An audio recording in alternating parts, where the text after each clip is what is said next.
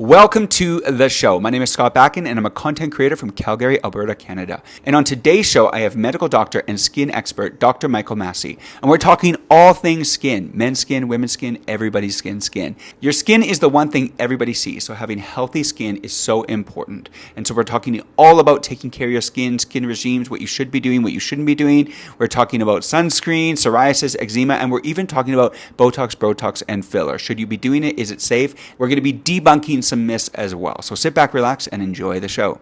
We're going to talk all things skin. Love it. All right. Skin talk. Okay. Skin talk. We are here to solve the problem for people with skin issues, or if you have no skin issues. Every single one. And even then. Yeah, and even then. And, you know, I mean, first of all, let's introduce yourself. You are, first of all, can I say you're my Absolutely. doctor, Yep. Dr. Michael Massie, but maybe you just want to let people know who you are, what you do, and your expertise, so they know they're listening to an expert.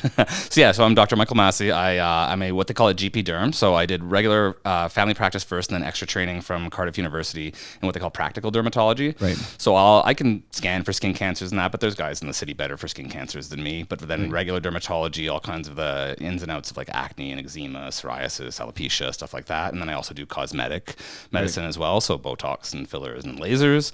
And I have my own clinic up in the Northwest called Coco Laser and Skin that opened about a year ago. So that's what I've been doing, and that's how we met. That's how we met. But if we have skin cancer, you can detect it. I can detect it, and then I don't like cutting them out, so I can send you the guys I know who like to cut them out. Yeah. Awesome. And we met because I came to you with my own skin issue, which we're going to get into later. Great. No big reveals here, though. This is still G-rated. But it's really interesting because as part of my series, what I'm doing is trying to empower people when it comes to all things health and wellness, everything like that, just living your best life. Yeah. And obviously the skin, talk to us a bit about the skin. Like, it's an what is it? It's an organ. Yeah, it's an organ. Biggest organ in the body is like biggest organ in the body. The old trick question on like trivia shows and stuff. And it's a huge part of everyone's life, right? Like day to day, like especially like I don't know, in today's world, I mean, not to say positive or negative about it, but like how we present ourselves is huge. And so skin conditions can be so important in people's life. For sure. They've done studies on like the effects of acne, the effects of psoriasis, on how people actually see themselves, on how people like apply for jobs, how people like, and it's massive. And so again, not saying right or wrong that that's how we should be, it's how we are. Mm-hmm. And so being able to do those things to help people with that is a massive part of like what I do and what I like about it. Yeah, because so much confidence comes with the word. Yeah, it's the word. Because, confidence is the word. Because when people, like you're walking on the street, your face, first of all, is what everybody sees, and it's the one thing that you really can't hide. Yeah, you know, obviously during COVID, I was going to say, like, everyone's like, "Woo!" For people with skin issues, rejoice.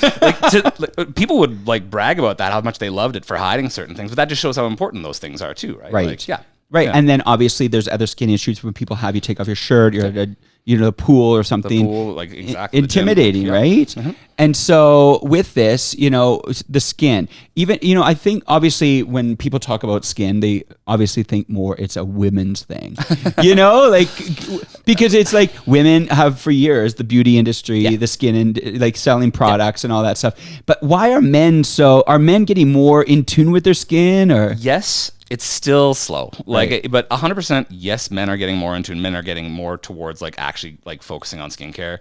But yeah, women have had the market corner. There's a reason it's my clinic is me and 8 women. Like the job applicants are what they are. But like it's going more into the male space, and I think like women have far more focus on that aspect. And I think some men have been kind of shy about it, not wanting to like over focus on it. But now it's coming around. Like, do you think social media has a play in that? Huge. And like another thing that has been big was like COVID, you say, like Zoom, people have started to notice themselves, like watching themselves on like teleconferencing and seeing what face they're putting forward in a meeting, whereas you'd sit down in a meeting before and you didn't really see yourself. I don't know about you, I stare at myself if I'm on Zoom. I don't look at the other people. So like I think that actually has made a big difference for it too. I saw a TikTok on that. Someone said that we've never seen ourselves so much because through our phones, when we're doing selfies, we're talking, we're on social media, we're on Zoom, we're always looking at ourselves. As whereas pre-social and pre-Zoom, we were only looking at ourselves in the mirror when we're brushing our teeth and we're gone. Getting a haircut, we're gone. But now we see ourselves more and we're more aware. Yeah. And then like the skin's a big part of what we're presenting first, and for sure. And I've seen a lot of guy influencers arise on social who are using, skin regimes, skincare. It's becoming more of a hot topic. And so are you seeing that rise within? Even so skin regimes for sure. Right. Even Botox, it's less shy. Like I have like boxing trainers who will come get Botox from me now. So right, like it's not even it's like people who you would have considered like tough guys before who are like, no, well, why not just do the right things for this? Right. So it's expanding more, and skin regime is the easy place to start because you can do it at home and no one has to know. Not that you have to know the others, but yeah, it's definitely expanding into men. Like I'd say like right now, cosmetically, it's maybe like 80-20. Right. Which 5 years ago might have been 90-10. Wow. So it's going in that direction. Are we still calling it Botox? I actually hate that term. I think that term set it back so far. Really? I don't know. Bro is not like, I don't want to be called a bro. Like, Okay. I feel like that was like, I don't want to do Botox. Like I am. It's so funny you brought that up. Like I actually think that was like a detriment to getting men to do Botox. Really? Like, most people will say like a bro is like, oh, like the Chads and all those guys with like 6 pop collars and like a backwards hat. Like I don't think Botox is helpful. That's Okay, my so thought. That's personal. Botox is moving In the my movement world, back. I think it was a hurdle for. Why do you think we called it Botox? That was a good little pun, I guess. Yeah, Like, I it was a guess nice so. play on words. Well, I thought fit it was well. trying to ease men up to it, Maybe. Like, But yeah, I actually I wrote a thing about that not too long ago where I thought Botox was actually like more negative to getting men involved. I think just call it Botox. Just call it Botox. Like, call it it's Botox. the same. So you're seeing an increase in men getting Botox, and the main reason for that is, what do they want? I mean, so when men come in, one, they want subtle. They don't want men can have more character to the face. Men can have, it's like George Clooney has wrinkles and looks great, right? Like, so they don't want to go and try and have like a baby face. They don't want to try and smooth everything out. Right. But most men will have angry lines in between the eyebrows. Most men will have forehead lines. Yeah. Crow's feet depends. But that's the big 3 for where people. And it's that's here. Yeah. And here. What we call the glabella, the forehead, and here, and then the crow's feet. And is that mainly where Botox is going for men? That's the biggest for everyone, right. to be honest. Yeah. But like that's men. Women, there'll be lower face areas that we can do. What are you addressing in that for women? So like for women, often the most common places, so chin dimpling. Okay. So we can do the mentalis muscle there. Okay. And then also there's a muscle called depressor anguli oris. It basically runs from the modialis corner of the mouth down to the jaw here. Right. And it pulls us down, kind of gives a sad corner of the mouth. Okay. And so relaxing that with Botox lifts it up.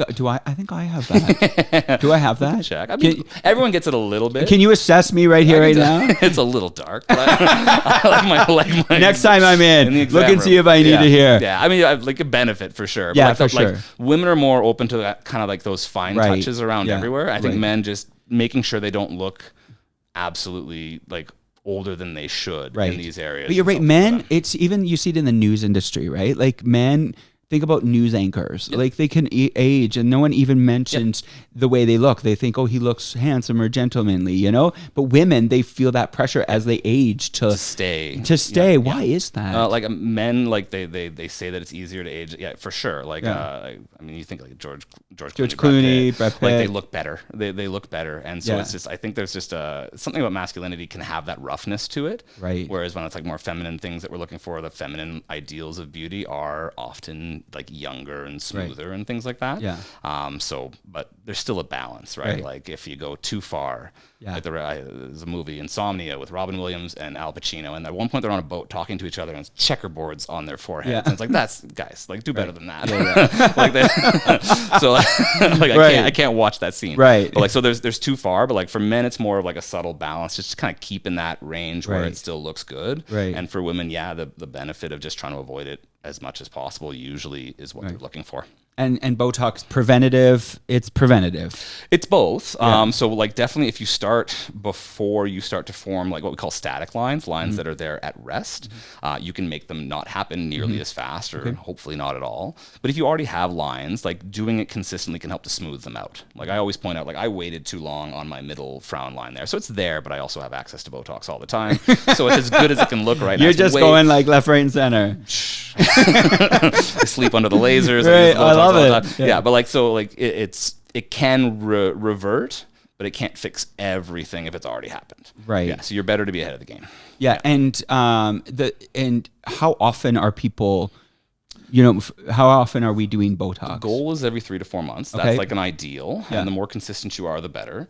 Some people do stretch it out more. Everyone's a little different. So everyone does respond differently to it. I have some patients who can get a little bit longer out of it. I wear off a tiny bit faster. Men tend to wear off a tiny bit faster. Okay. So I'll be like on the 3-month mark exactly. Right. But most people should kind of mentally plan for every 3 to 4 months, 3 to 4 times a year. Yeah. Demystify for us any things about Botox. There's all kinds of like myths about it. Like, so one, like you don't have to look horribly frozen. You don't like... yes, you want to decrease movement. That's how it works. But if you do it right and you find the right, like you're not going to look shiny and flat. And like there's like the Adam Sandler movie that everyone refers to where Kevin Nealon is just absurdly flat and shiny. Yeah. It doesn't have to look like that. People say that if you start it and then you stop it, you're going to look worse than when you started. It's not true. You'll just have delayed aging for the time that you used it. And that's it. And then you just go back to your normal aging. So there's no like fall off a cliff if you started and you're like kind of hooked. I mean, as far as yes, it's a toxin.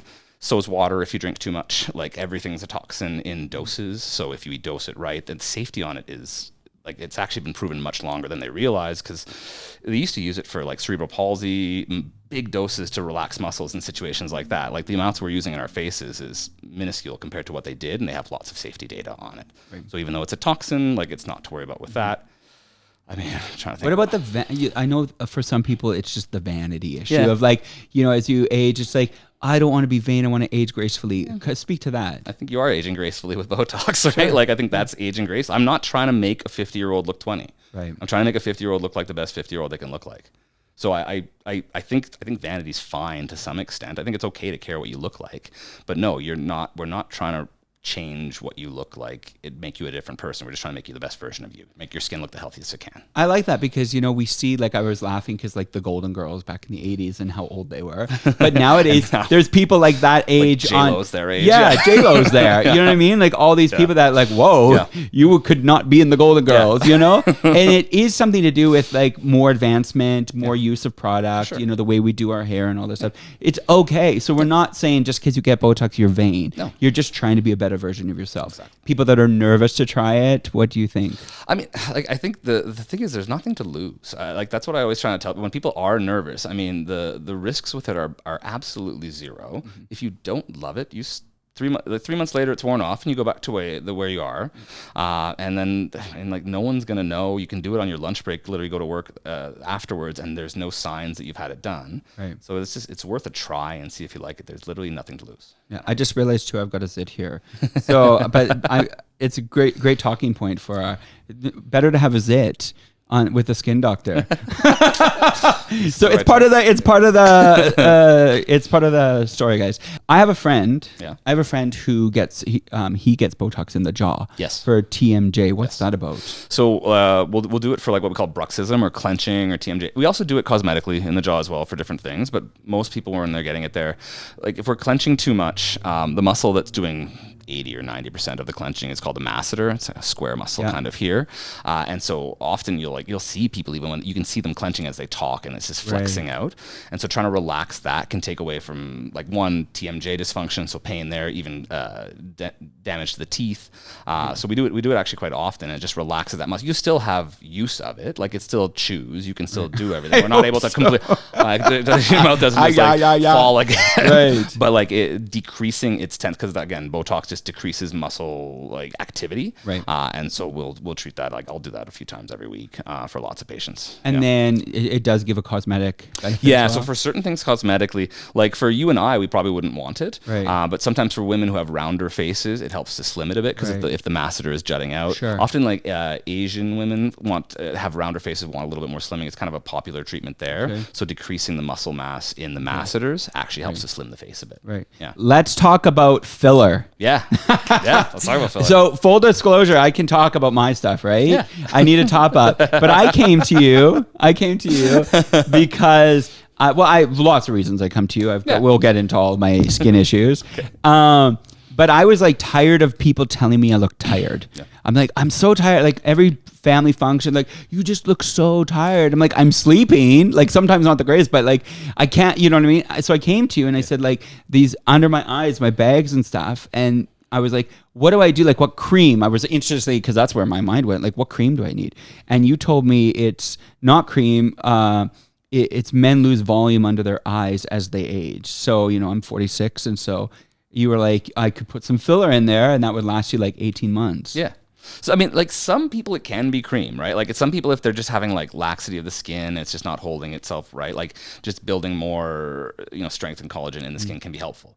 But like often if there's volume loss, which is the more common thing, just replacing where the volume's lost. What makes us look tired usually is because now instead of being kind of smooth, it's concave, and then light doesn't rebound back to people, so you get a darkness out of that area, and you just look fatigued even when you're not. Right. So replacing the volume loss in that area actually kind of flattens it out, lets light reflect back better, and then you look less tired. Yeah. And it's a long-lasting place. Yeah, like 18 months, if not more. So. Yeah, and I came in and you did the thing, and instantly I was like, I look awake. That's what's fun about filler. Like filler is right away. Botox takes a couple weeks. Yeah. Filler is you walk out happy. Like, like a returning customer.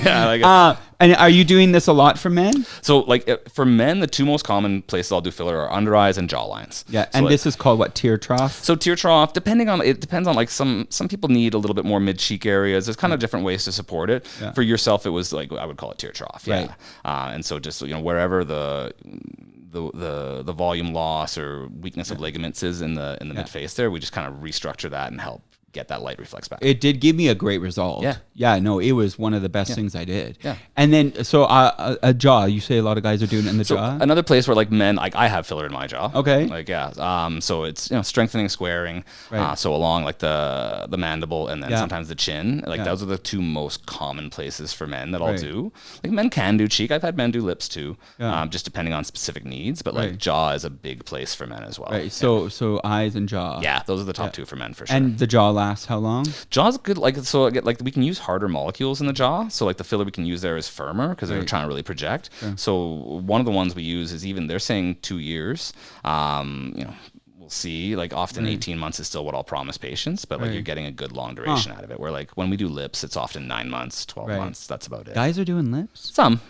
Like it has to have a specific need. Like I don't think I'd get it done. Yeah. But there are people who have like even asymmetries that bother them. Or skinny lips. Or skinny lips. Like literally, like it's nothing wrong with doing it if it makes but you feel better. The guys aren't walking out with duck lips. No, and that's it. Like that's the big thing with guys is like you have to pick somewhere that's done filler on guys because it's not the same as doing filler on women. Right. Like lips and cheek especially. Like cheek, you have to change your angle, otherwise they look like David Bowie. And like I love David Bowie, but it's not what everyone's looking for.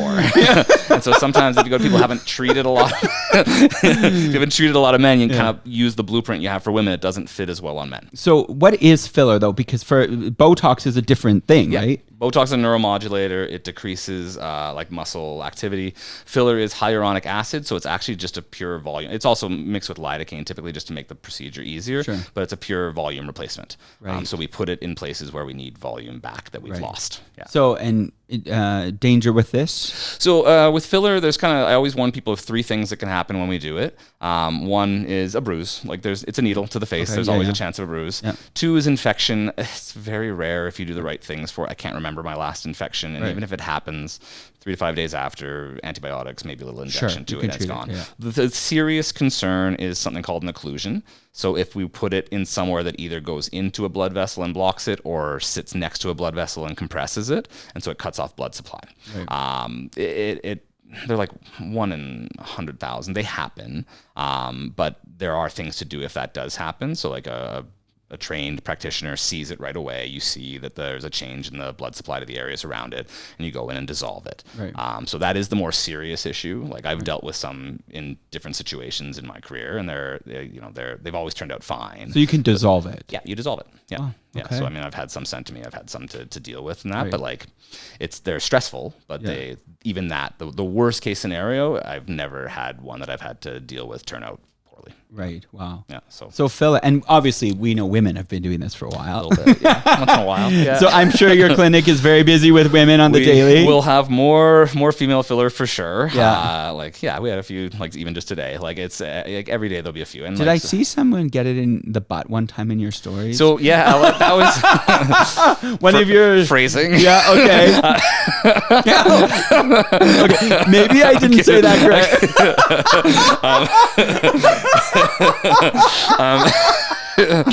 Okay, yeah. I heard it. So the one what kind of clinic is this? And what's the address? The one we're actually doing. We're doing one. This is going on the podcast. That one's going, eh? Yeah, the one we were doing there was something called Sculptra, slightly different. But they do filler now with that as well. Right. So that it's bigger volumes. It's a newer technique. But it is there. It's available for it. I can't believe it. I heard it after you pointed it out. I meant like filler in the bum. Yes, filler in the bum. I knew. Okay. I figured. Okay, moving on. So really, any part of the body can get this. There's lots of stuff that's expanding where we're doing. Has anyone ever come to you and said, like, hearing you decline? Like, can you decline? Yeah, absolutely. Yeah, Really? There's lots Based of things on what decline. reason? Like, so I mean, the things that one.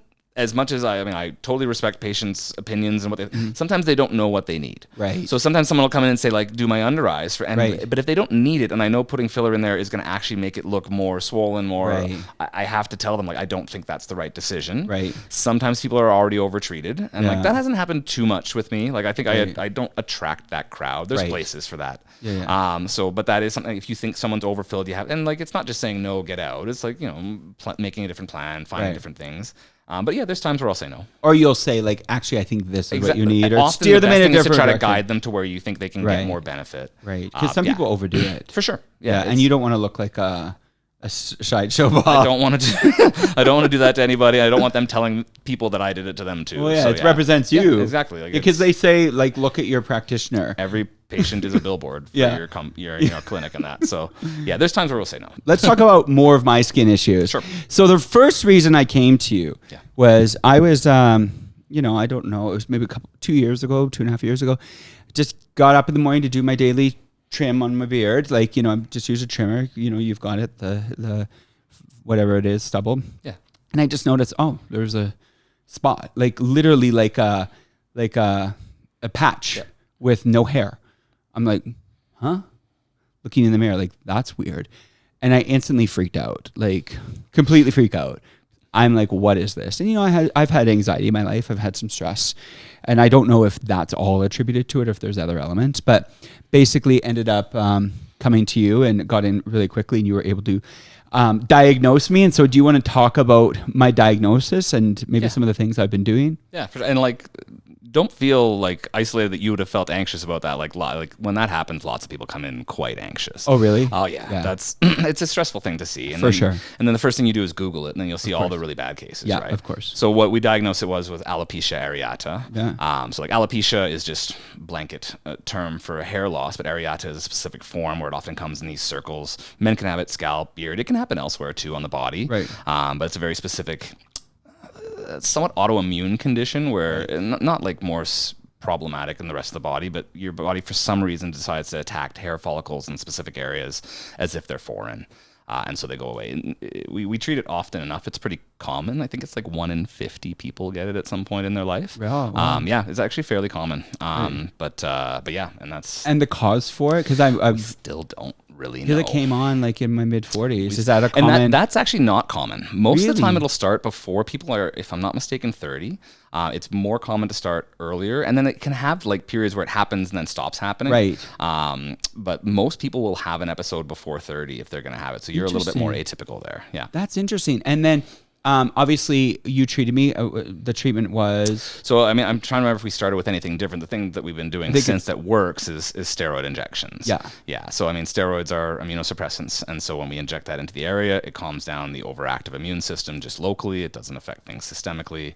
And it helps the body just go back to growing normal hair follicles. right. And I did see it grow in. Yep. And then I got another patch, different spot. Yep. It's like, when the water's Like, coming well, out, like they're just kind of filling whack-a-mole, holes. yeah. Yeah, and whack-a-mole. And then I came and you just kept injecting. So I'm coming like once every 5 weeks type thing. Yeah. Yeah. And then you did the other spot. Yep.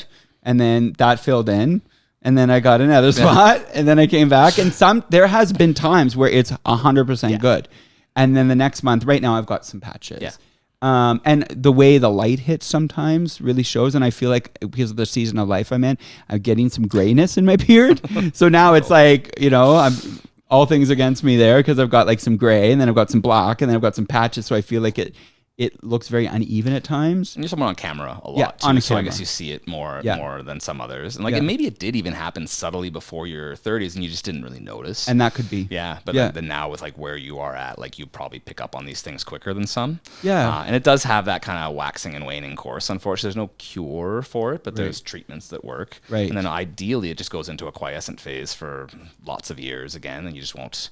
We'll hang out for other reasons, but but you just won't have to come in and get injections for a while. And so do you think, because it's been about 2 years, and like I said, I've seen it completely good. Yeah.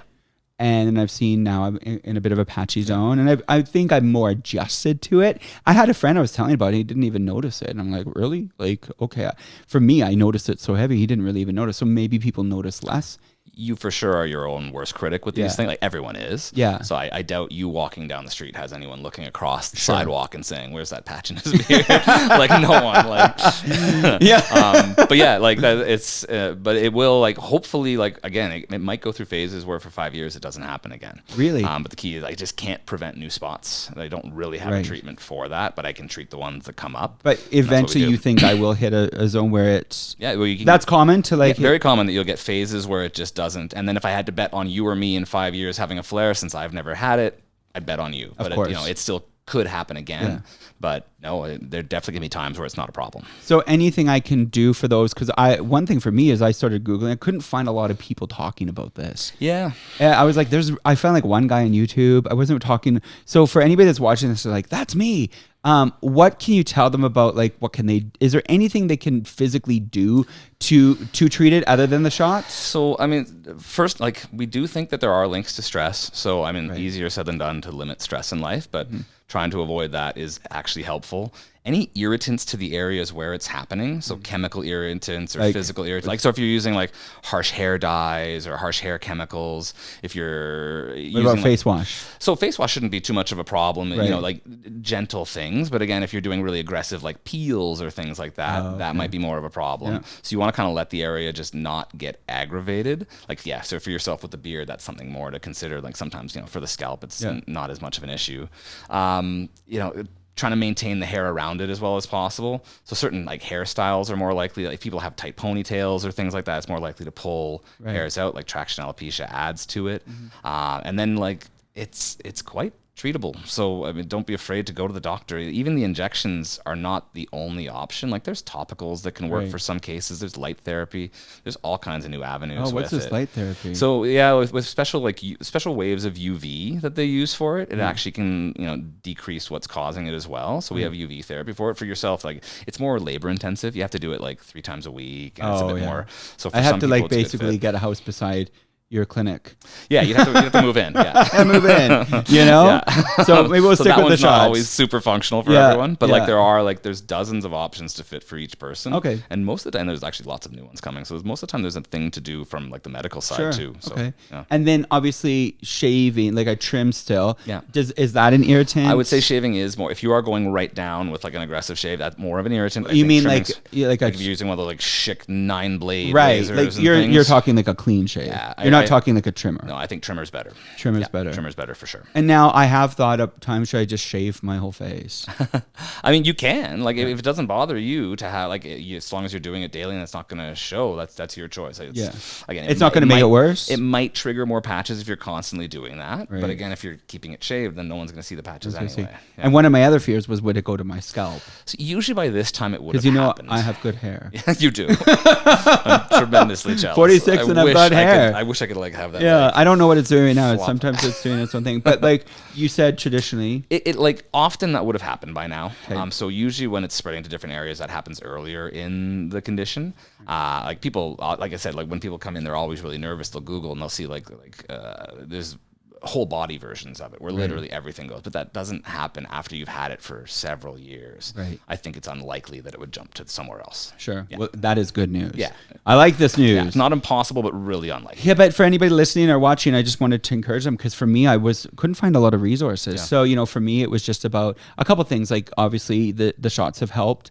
I think just accepting it, and knowing that sometimes it's going to be better than others, and that's okay. Like not getting discouraged if I see a new patch or For me, it's just about just keep going. And maybe I will shave. I don't know. I still don't know where I'm at with that because, I've had this for 14 years. Really? I haven't been clean shaved. When was the last time you were clean shaved? I had to for a treatment back in the spring, but I don't do it. I don't clean shave often either. Right. Yeah, it's my way of like trying to fake a jawline. Exactly. Yeah, it's cheaper than filler, but yeah. But the skin can be intimidating because, this is the thing. Like, this is what people see. And like you said, we see ourselves more on camera. So obviously it made me, insecure at first and obviously discouraged about the path forward. Like, what's this going to turn into? But, you've been able to walk me through some stuff. So that's been good. So done well. Yeah, we're making moves. You're a success. Yeah. There you go. I'm a success. Yeah. What are for guys? Let's talk about skincare regimes and products we should be using. For the guy out there that's like wants to take care of their skin because it is the biggest organ in the body. Is there like a 3-step, a 5-step, like what products we should be using daily? Like what's the ultimate skincare regime? I'm a minimalist. Like people come in, they're taking like a 12-step Korean skincare routine, and I don't even understand how you can do it. Like I care about my skin. I do things. It's nuts what people go to. So I always try to simplify. Like even in truth, like cleansing, yes, you should cleanse. We have expensive cleansers. They're great if you want them. You can find good cleansers at the drugstore. Right. Moisturizer too. Like you find the right moisturizer for yourself. We have great ones. You don't necessarily need to be like investing big in that. You find the one that suits for you. But 3 things that I tell every patient that if they're doing those 3 things for their skincare, they're better than 95% of patients. 1, sunscreen, like 100% sunscreen. 2 is a retinol, and 3 is a vitamin C. Like if you're doing those 3 things in a skincare routine and then patching together whatever you want to do for your cleanse or whatever you want to do for hydration, you are ahead of the game for sure. And is that every day, like in the morning? Yeah. So like the morning, you're going to want to use your vitamin C and your sunscreen, your SPF right before you leave the house. Vitamin C's help your SPF work better. Vitamin C's are free radical protection. They protect the skin basically, whereas retinol in the evening, that helps to repair the skin. Right. So vitamin A derivatives, and they help to, they smooth out wrinkles, they turn cells over quicker. So those 2, if you're doing morning vitamin C, sunscreen before you leave, like cleanse first. And if you feel like your skin needs moisturizing, that's fine as well. Same with at night, like cleanse, retinol if you feel like you need moisturizing after that, and then that's covering most of your bases. There's great other stuff you can add depending on specific issues. If you have pigmentation problems, we have lightening agents. If you're wanting more collagen, there's growth factors and things like that can help to do it. But like SPF, like 100%, vitamin C and retinol, if you start with those, you're doing great. Right. Yeah. And are all sunscreens created equal? No. But like it doesn't mean they're all like there's lots of good options. Like there's 2 kind of main types of sunscreen. So there's chemical and physical. So like chemical kind of absorbs the UV radiation, whereas the physical ones, like they block they reflect it back out. Sometimes it's a matter of finding the right one for you. You definitely want minimum SPF 30. You definitely want to be reapplying every 2 hours. Really? Yes, every 2 hours. Because I mean, no matter how you put on SPF 500, after 2 hours, it's still not going to be doing its Really? job. So that's the biggest thing if you're getting sun exposure is reapplying. And can you use the sunscreen that's mixed in with like a lotion? Yeah, absolutely. Every 2 hours? Yeah, every 2 hours. It's got to get in that bag and go with you. And like that's where it's tough for a lot of women who are a bit more focused on makeup and things like that. So finding that's where having makeups and things that have it to add to as well, or using barrier methods for sun protection. But yeah, absolutely. Like when I'm pretty decent about it. Like when I go hiking, when I go golfing, when I do stuff like you're not doing this inside. No, but like when you're not reapplying when you're indoors. Technically, still should. Really? Like UVA can pass through windows. Right. Even just ideally, you should even on overcast days. I understand it's not super functional for everyone. Yeah. But the more you do it, the better. On days when you're inside, on days when it's cloudy, you still should be doing it. It's the best thing you can do for your skin long term. It's hard to sell to people because it's not sexy. Like tans are sexy and stuff. But like, believe me, 50-year-old you will thank 30-year-old you. Well, no, I see it because I lived in Australia for 6 years, and I see it in my Aussie friends as they age. Because like when we lived in Australia, it was all about like the 5 things to do when you go outside. Like wear a long sleeve shirt, like put on your sunscreen, wear a hat because it's so intense. They learned early. Yeah. They learned. Well, they've got skin cancer clinics on every corner. But I see it in my friends' faces as they age, the weatheriness. You can tell. You can You tell. can tell which people have been to Bali for like 5 years and which ones haven't. Like it shows when you're in your 40s and 50s. Right. Yeah. So, and now you just said something that really breaks a lot of people's hearts about tanning. Yeah. So we don't want that summer tan. No, because a tan is actually skin damage, isn't it? 100%. Yeah. It comes with lots of damage, and like it decreases your collagen, it increases your skin cancer risks. It's not good for your skin overall. So So what do? We just Embrace can you put on the fake tanner? Yeah, you can.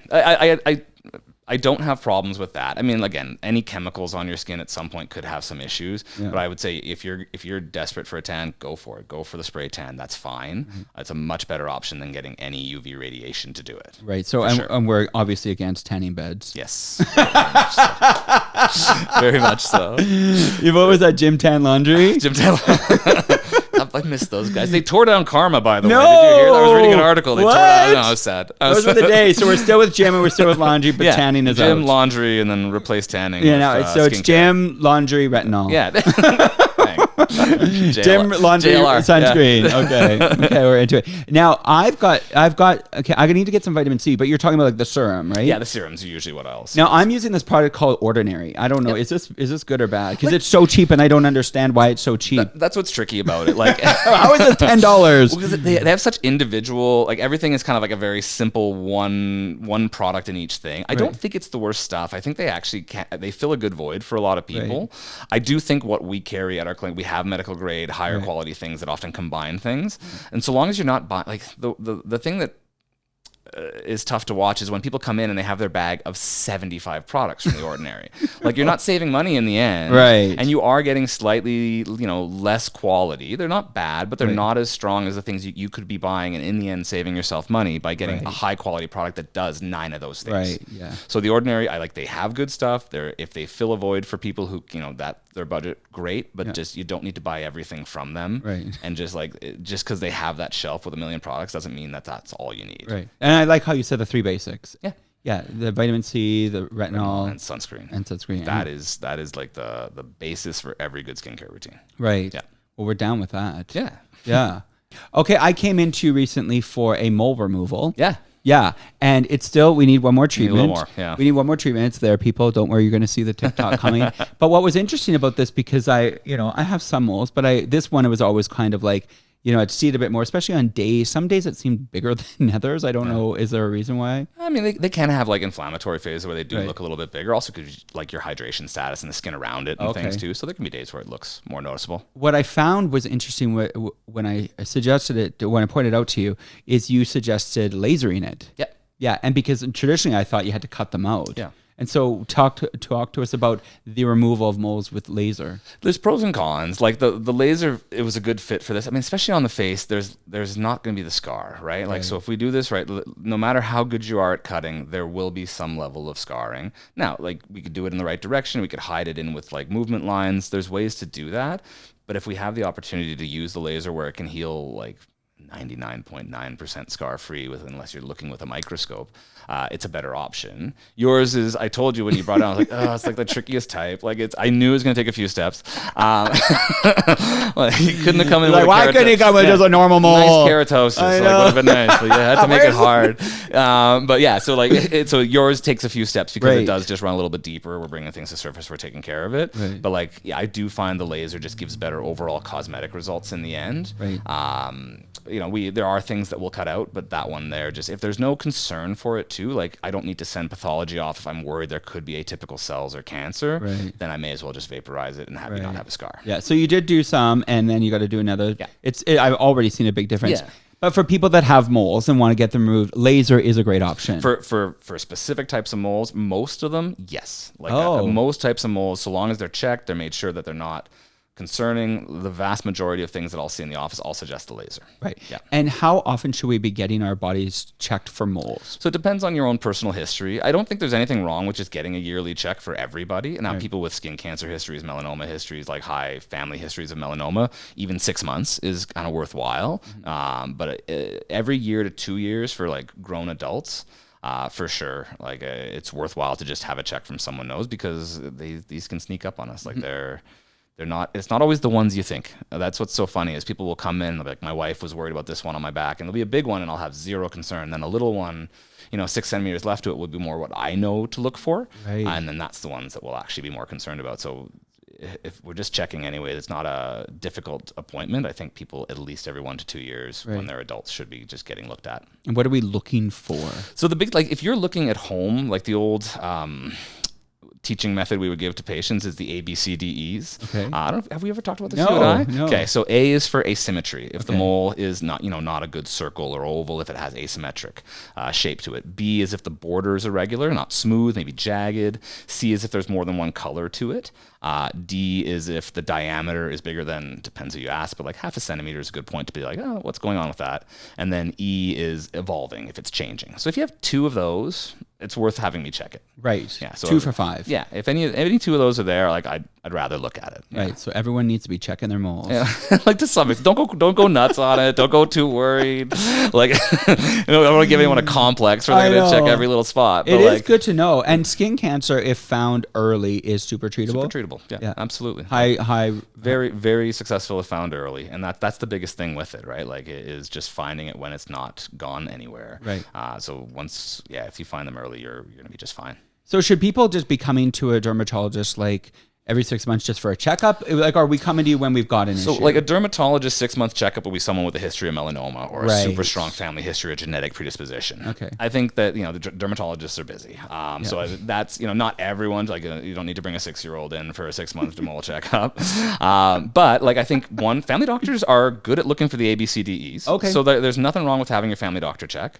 If you're looking, they can definitely refer you on for at least like a once over. And then, like I said, at least every 2 years, I think that's worth it, from getting checked by someone who's comfortable making those checks. Some family doctors aren't, some are. And if they aren't, then they should send you on to someone like me who is. Right. Yeah. Now, I know with doctors, they're always dealing with colds and viruses and stuff that's traditional. What are the what are the main things people are coming to see you for when it comes to their skin? Like, what are the main kind of problems that plague people? I mean, so probably the 2 most common, one is acne for sure. Right.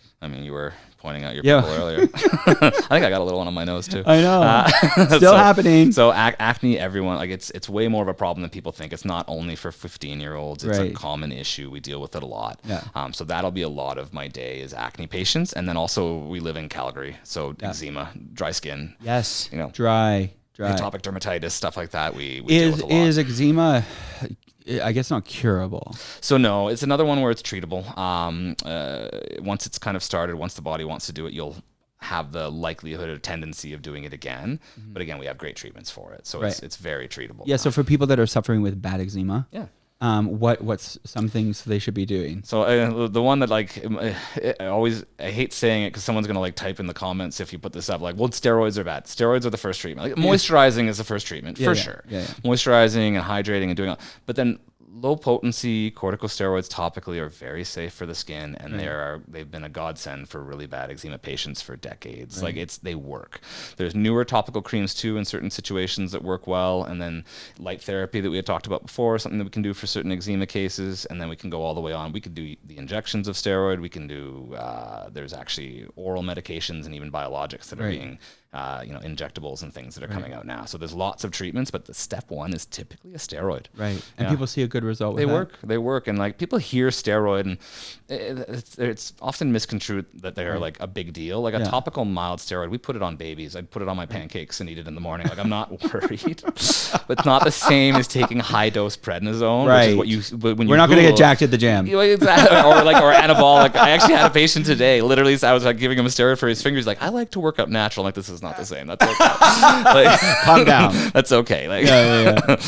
So it's there's a lot of steroids myths out there, and there are risks to them that we have to manage. Yeah. But I think that for eczema and stuff, that's usually step one. And great lifestyle changes, so making sure you're not doing things that are triggering it, and then moisturizing and hydrating and barrier methods are important too, for sure. I'm not saying you have to go on a steroid right away, but I think that a lot of cases just benefit from it. Right. And so there's hope for it. For sure. People shouldn't feel we treat it all the time. Wow. Yeah.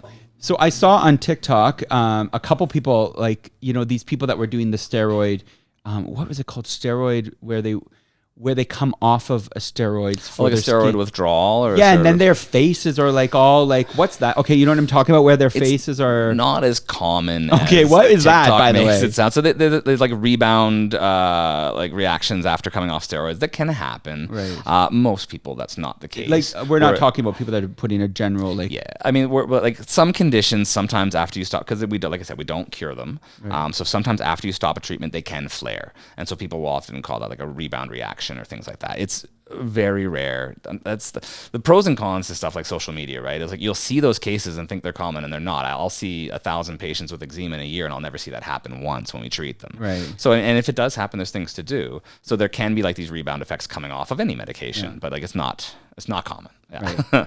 What are the latest and greatest treatments that are up and coming? Like, what should we be looking for that's the newest big thing around the corner? Are we talking medically or are we talking cosmetically? Like cosmetically. Cosmetically, I can tell you right away, Okay. radio frequency microneedling. Okay. So I don't know if you ever heard much about microneedling. No. So microneedling, like we have one at my clinic. It's called the Potenza. I love it. There's a famous one out there called the Morpheus. The Kardashians. I've heard of the Morpheus. Yeah, Kardashians. Morpheus 8? Morpheus 8, yeah. Okay. And so Morpheus is great for the body. It's a really good machine too. I like ours for the face because it's more customizable. And so what you do with these is there's a small wand that has a variable number of small, tiny needles on it that are like entered into the face to the depth that you choose, and then they release energy in a different way. So with ours, we can release it in multiple ways. And then that energy release at the depth you choose generates collagen there. Collagen's what you want. Collagen makes your skin look younger. Collagen makes your skin look bouncier.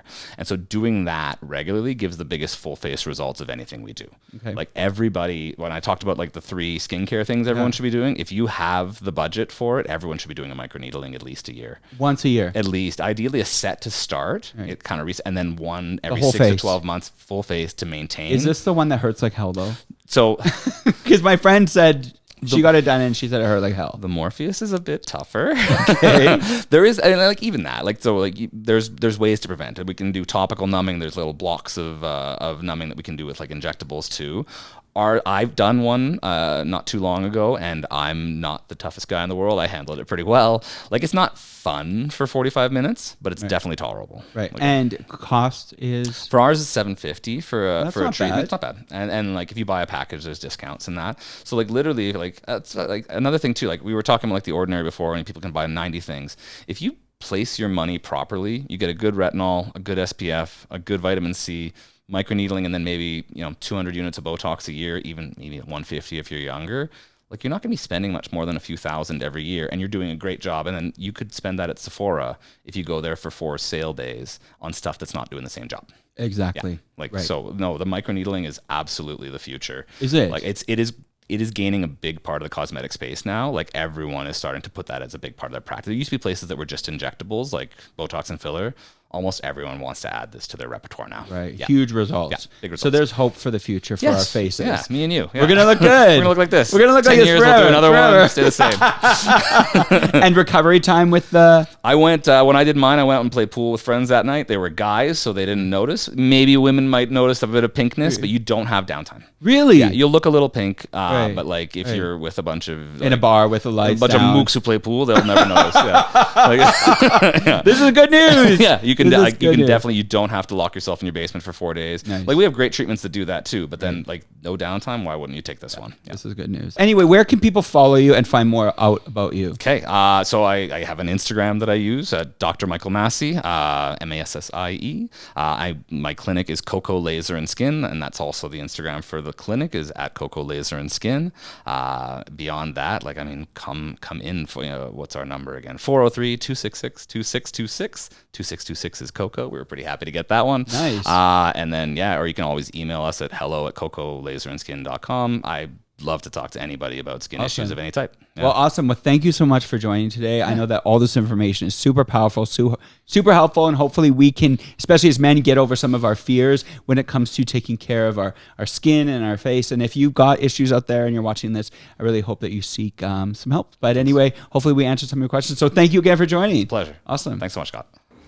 All right, thanks so much for watching. I hope you enjoyed that episode. If this was valuable to you in any way, what helps get the word out there is sharing this. Why don't you leave a comment below, like this video, share it with your friends, your mom, your dad, and get the word out there. As well, you can also watch another episode and keep educating yourself in this great content. Anyway, thanks so much for watching, and I'll see you on the next one.